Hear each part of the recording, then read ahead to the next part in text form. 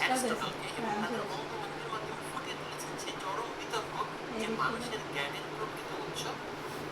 দেখেন প্লেটো এখানে এক আঙ্গুল দিয়ে উপরের দিকে পয়েন্ট করতেছে, যার মাধ্যমে তিনি বলতে চাচ্ছেন এই যে আমাদের এই দুনিয়া বা physical world, this is not the ultimate truth. প্লেটোর মতে there is a higher reality, যেটা ইটারনাল, আনচেঞ্জিং এবং পারফেক্ট, এবং সেই আদার ওয়ার্ল্ডলি যে রিয়ালিটি সেটাই সম্পূর্ণ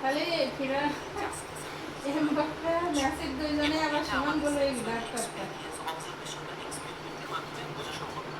এই ইটারনাল রিয়ালিটি শুধুমাত্র রেশনাল থিংকিং বা রিজনিংয়ের মাধ্যমেই বোঝা সম্ভব। অন্যদিকে প্লেটোর তার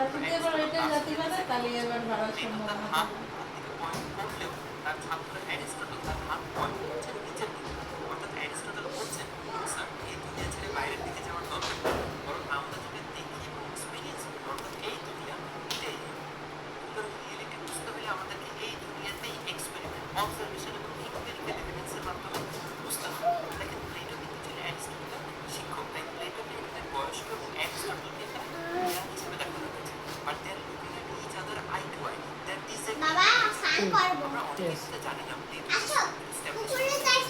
একাডেমি, যেখান থেকে আমরা আমাদের মডার্ন ওয়ার্ল্ডের একাডেমি ওয়ার্ডটা পাই, এবং অ্যারিস্টটল যে স্কুল এস্টাবলিশ করেছেন সেটা নাম ছিল লাইসিয়াম। যাই হোক, আবার বিতর্কে ফেরত আসি। প্লেটো এবং অ্যারিস্টটলের মধ্যে যে বিতর্ক, আইডিয়ালিজম, রেশনালিজম, ফিলোসফারদের ব্যস্ত। যাই হোক, আপনি প্লেটো এবং অ্যারিস্টটলের মধ্যে কার সাথে একমত? আমাকে অনেক বেশি এপিস্টেমোলজি, অর্থাৎ ভবিষ্যতে কোনো এক সময় নলেজ বা এপিস্টেমোলজির বিভিন্ন যাতে করে আমরা কোনো কিছু বিশ্বাস না করি এবং আমাদেরকে যাতে ইন্টেলেকচুয়ালসদের তার আর্টের মাধ্যমে ফুটিয়ে তুলতে গিয়ে এই যে রাফায়েল তার নিজেকেও এদের মাঝে সামলাতে পারে। আপনাদের মাঝে মধ্যে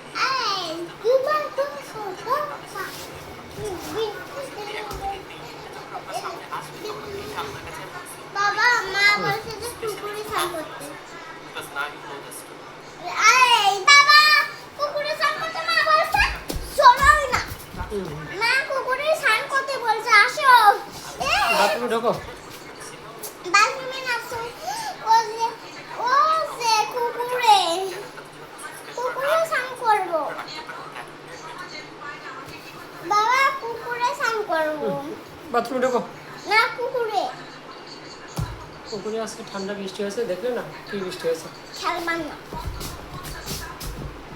পুকুরে তো অনেক ঠান্ডা, আজকে ঠান্ডায় নামা যায় না।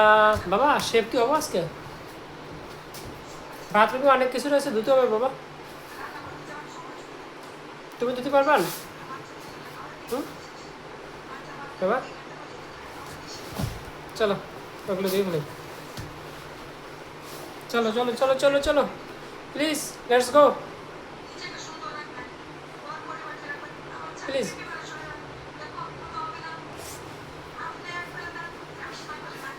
চলো চলো প্লিজ গো। কোথায়? বাথরুম, না কাপড় চোপড় ধুতে হবে, স্নান করতে হবে। আচ্ছা তাই যাও, তাই তুমি যাও তারপরে আমি যাবো। ওকে, জামাটা খুলে আসো তাহলে। হ্যাঁ ওকে, টাটা, বাই বাই।